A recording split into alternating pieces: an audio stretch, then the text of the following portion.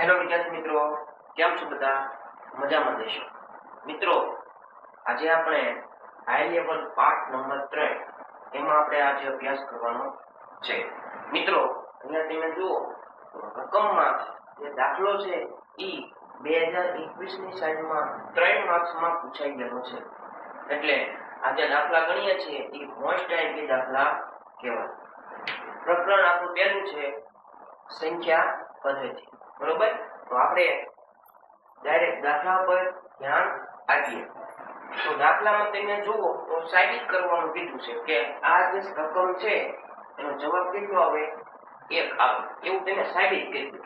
તો એના માટે ધોરણ 9 માં આપણે જાણીએ છીએ કે જો છેદમાં વર્ગમૂળ વાળી સંખ્યા આવે તો હંમેશા છેદનું સમીકરણ કરવું પડે. એટલે આપણે એવું કામ કરીએ, ડાબી બાજુનું સાદુરૂપ આપી દઈએ, ઓટોમેટિક જમણી બાજુનો જવાબ મળી જશે. તો પહેલા આપણે કામ કરીએ ડાબી બાજુ, એટલે કે ડાબા એટલે કે ડાબી બાજુ. ડાબી બાજુ શું છે? રકમ જોઈને લખી નાખો.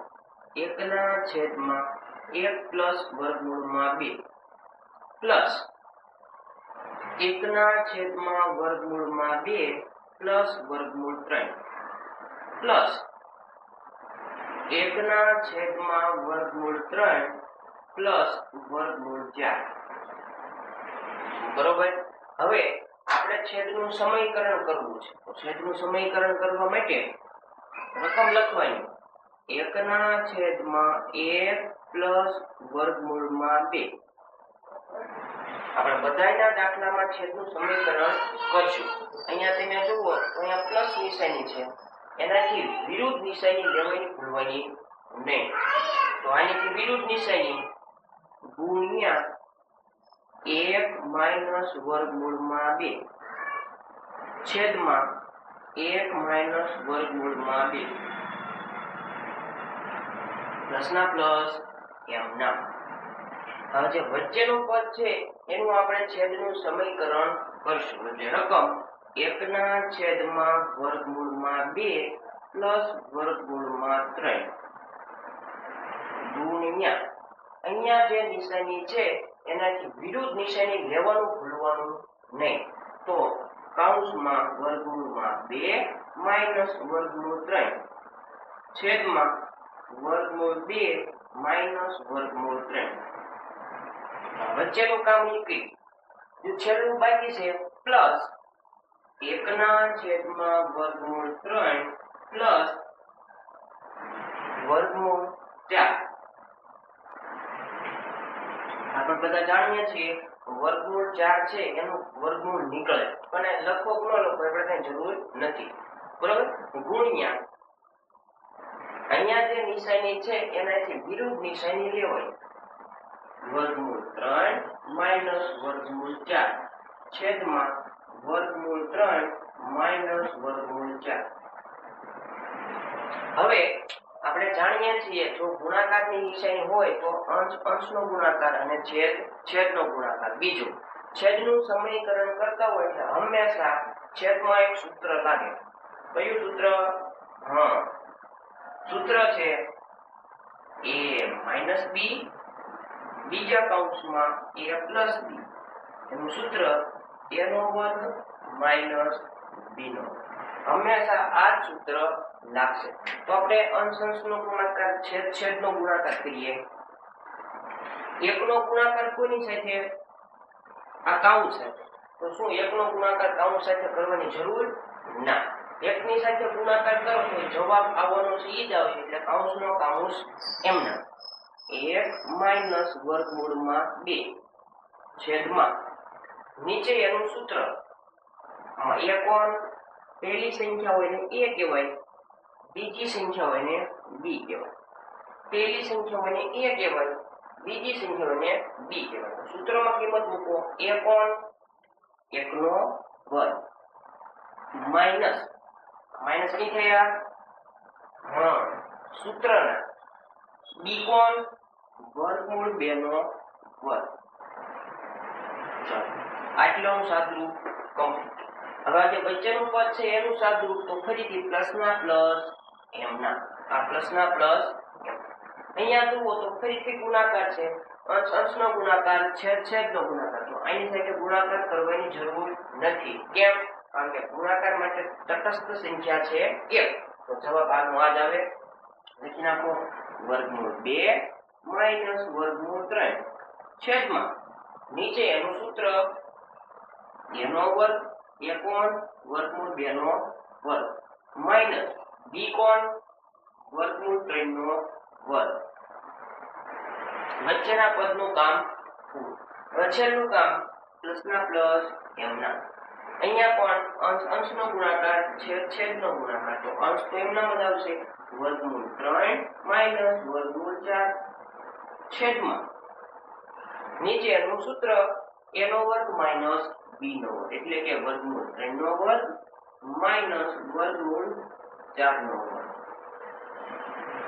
બરોબર? ત્યાં પૂરું હતું. હવે થોડું પાછું સાદું પાડી દઈએ. અંશ એમના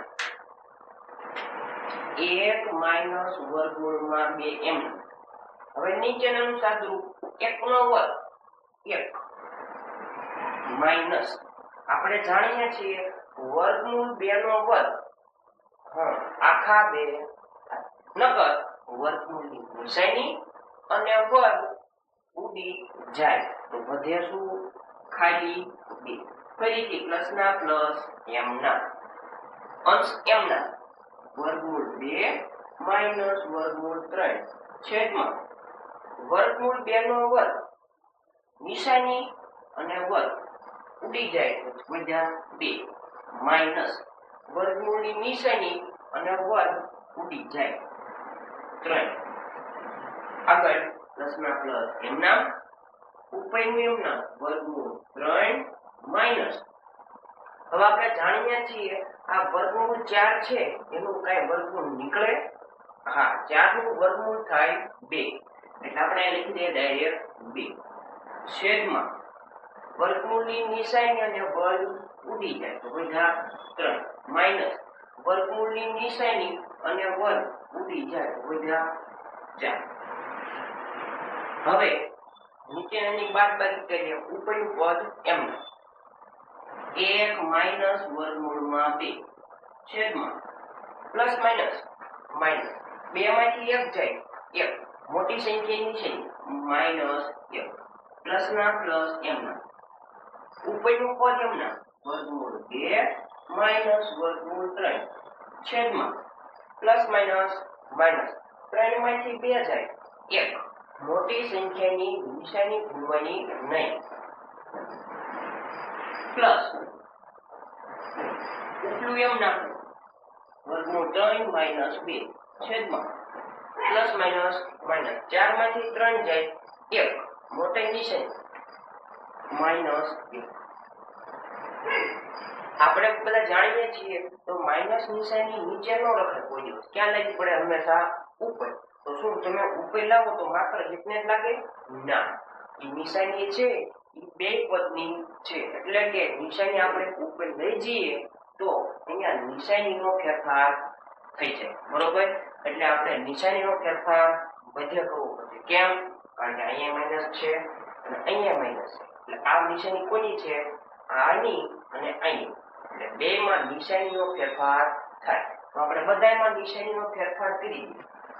માઈનસ 1 આ માઈનસ છે થઈ ગયા પ્લસ પ્લસ વર્ગમૂળ 2 પછી આ વર્ગમૂળ 2 કેવા છે? પ્લસ તો થઈ જાય માઈનસ માઈનસ વર્ગમૂળ 2 આ માઈનસ છે તો કેવા થઈ જાય? પ્લસ પ્લસ વર્ગમૂળ 3 આ વર્ગમૂળ 3 કેવા છે? પ્લસ તો થઈ જાય માઈનસ અને માઈનસ છે તો થઈ જાય પ્લસ. બીજું નીચે બધામાં કેટલા કેટલા વધ્યા? 1 માઈનસ 1 વધ્યા નહીં. કેમ માઈનસ 1 નહીં?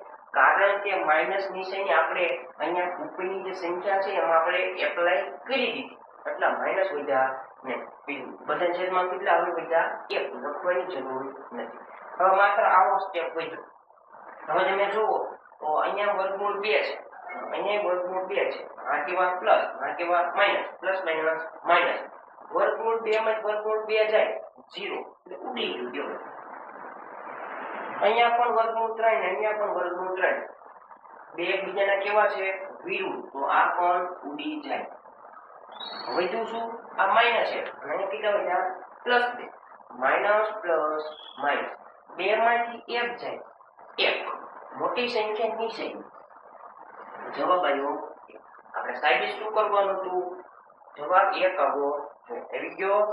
લખી દઈએ આપણે જવાબ. બરોબર, ડાબા લીધું હતું તો આપણને જવાબમાં શું મળે? જમણી બાજુ. આ છે એનું સોલ્યુશન. હવે આપણે બીજો અને ત્રીજો દાખલો જોઈએ. બીજાની રકમ એવું કીધું છે કિંમત શોધો. અહીંયા તમે ધ્યાનથી જુઓ રકમમાં તો છેદમાં પણ શું છે? વર્ગમૂળ વાળું છે. એનો મતલબ છેદનું સમીકરણ કરવું પડે. બીજું, આ વર્ગમૂળની નિશાની છે કોની છે? બેયની છે. અંશવાળાની છે અને છેદવાળાની. અને બીજું અહીંયા આપ્યું છે વર્ગમૂળ 2 એટલે એની કિંમત છે 1.4142. પણ અહીંયા ડાયરેક્ટ મૂકવાના નથી. જો તમે ડાયરેક્ટ મૂકો તો પછી તમારે ભાગાકાર મુશ્કેલ હોય. એટલે આપણે પેલું કામ એવું કરીએ, છેદનું સમીકરણ મેળવીએ. તો વર્ગમૂળમાં 2 માઈનસ 1 છેદમાં વર્ગમૂળમાં 2 પ્લસ 1. છેદનું સમીકરણ કરવા માટે એની વિરુદ્ધ નિશાની લેવાની. આની વિરુદ્ધ નિશાની કઈ? માઈનસ. તો વર્ગમૂળ 2 માઈનસ 1 છેદમાં વર્ગમૂળ 2 માઈનસ 1. વર્ગમૂળ નિશાની એમ ના. આપણે જાણીએ છીએ જો ગુણાકારની નિશાની હોય તો અંશ અંશનો ગુણાકાર, છેદ છેદનો ગુણાકાર. તો અંશ અંશનો ગુણાકાર વર્ગમૂળ 2 માઈનસ 1, બીજા કૌંસમાં વર્ગમૂળ 2 માઈનસ 1 છેદમાં ફરજિયાત સૂત્ર લાગે a નો વર્ગ માઈનસ b નો.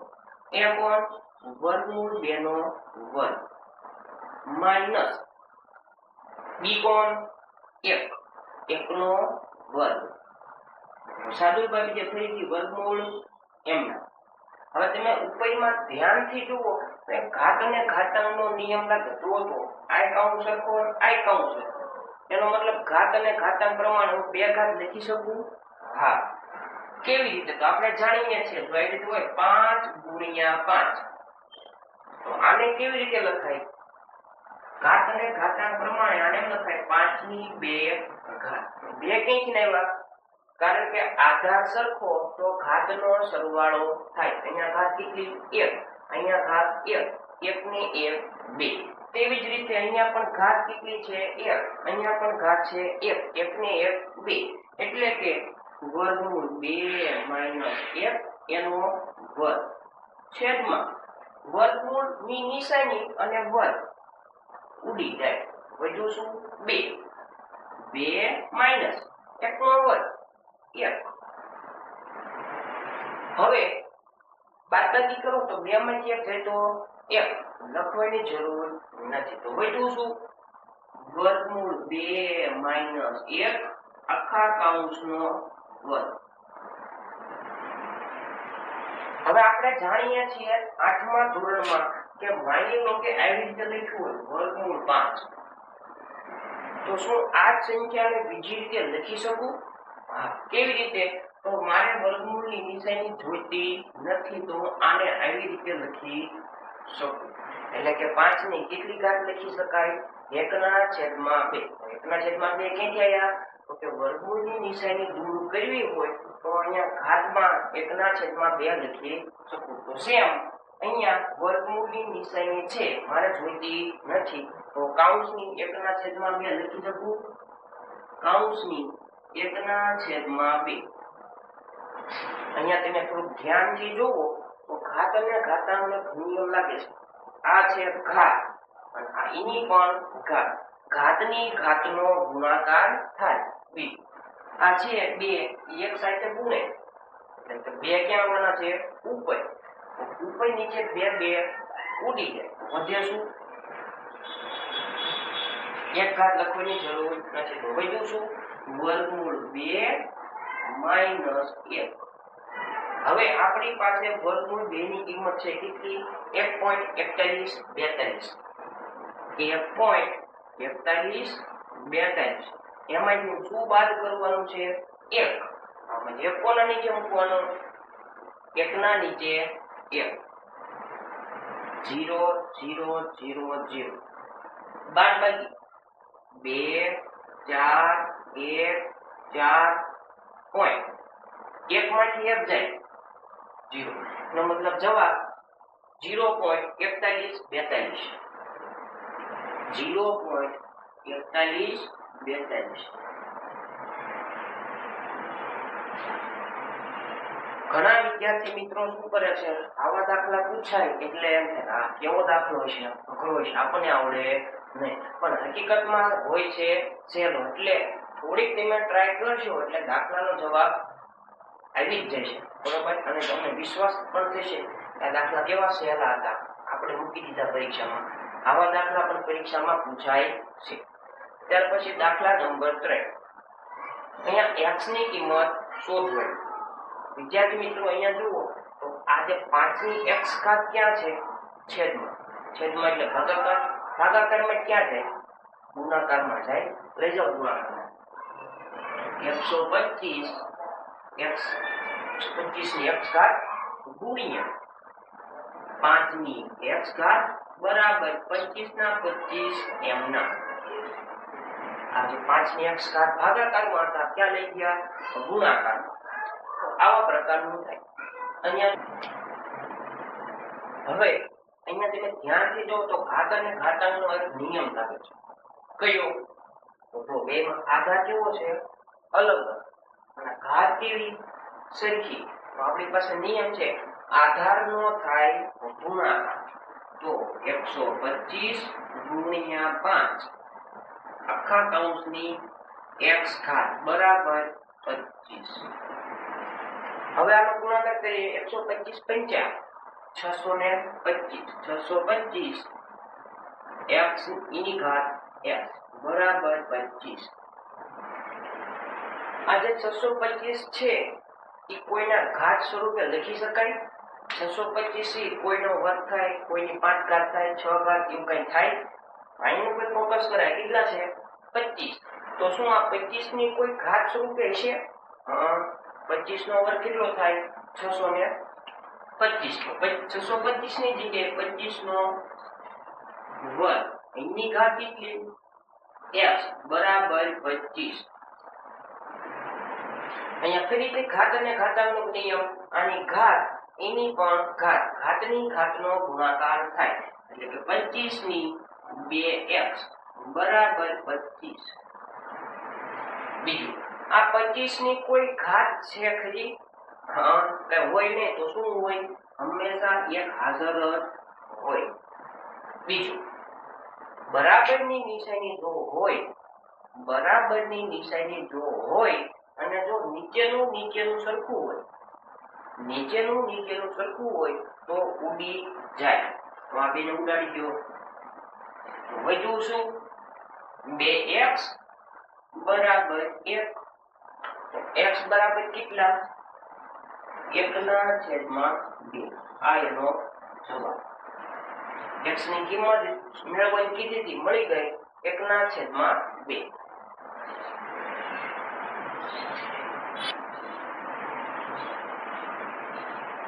હવે આપણે લાસ્ટ એક્ઝામ્પલ જોઈએ. અહીંયા એવું છે સાદુરૂપ આપો. ત્યાં સુધી સાદુરૂપ અપાતું હોય ત્યાં સુધી આપણે આપી શકીએ. અહીંયા તમે જુઓ તો એની રકમ છે ભાઈ. અહીંયા ઘાત અને ઘાતાંકના તમને નિયમ આવડતા હોવા જોઈએ. આપણી પાસે ધોરણ 8 ની અંદર કુલ 8 કે 9 પ્રકારના સૂત્રો છે. જો બધા સૂત્ર તમને આવડતા હોય તો તમે આ દાખલા સહેલાઈથી ગણી શકો. દેખાવમાં તમને થોડાક અઘરા લાગે એટલે ઘણા વિદ્યાર્થી શું કરે? દાખલો સ્કીપ કરી દે. પણ આપણે સ્કીપ ન કરાય, થોડું ધ્યાનથી જુઓ. ઘાત અને ઘાતાંકના સૂત્ર જો આવડતા હોય તો તમે આપણે ઝડપથી અને સરળતાથી ગણી શકાય. તો અહીંયા જુઓ તો 2 ની કેટલી ઘાત છે? -3. એવું આપણી પાસે સૂત્ર છે. કયું? a ની -m ઘાત બરાબર 1/a ની m ઘાત. આવું સૂત્ર છે ઘાત અને ઘાતાંકનું. જો તો માઇનસ ઘાત છે તો સૂત્ર લખી જાય 1/a ની m ઘાત.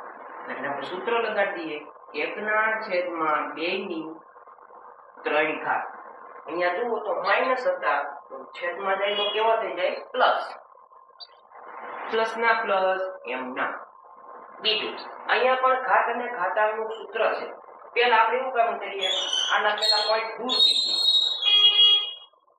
1/100 e ની ઘાત માઇનસ 1/2 માઇનસ આ 27 છે એ કોઈનો ઘન થાય.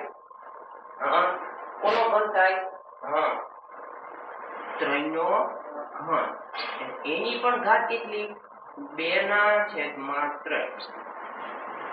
1/2 નો ઘન કેટલો થાય? 8.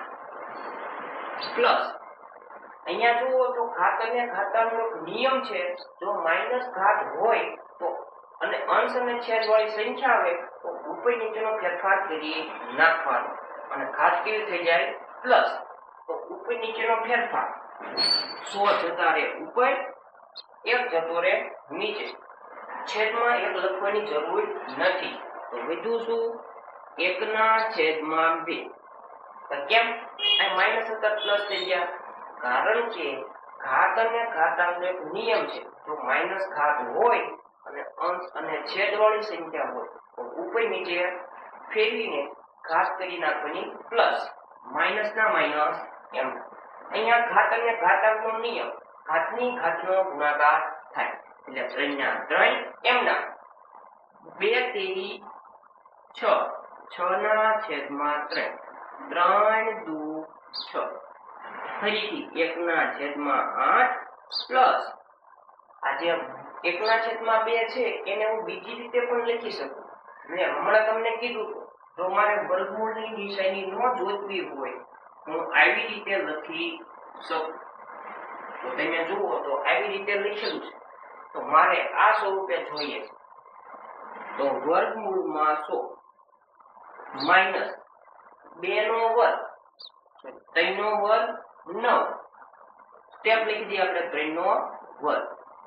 1/8 પ્લસ 100 નું વર્ગમૂળ થાય 10 માઇનસ 3 નો વર્ગ 9.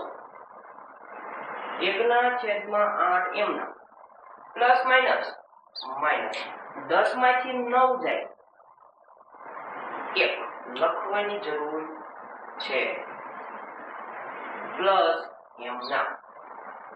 ખાસ ઉતાવળ નહીં કરવાની. હવે જુઓ તો બે ના છેદ સરખા છે ના, તો ચોકડી ગુણાકાર કરવો પડે.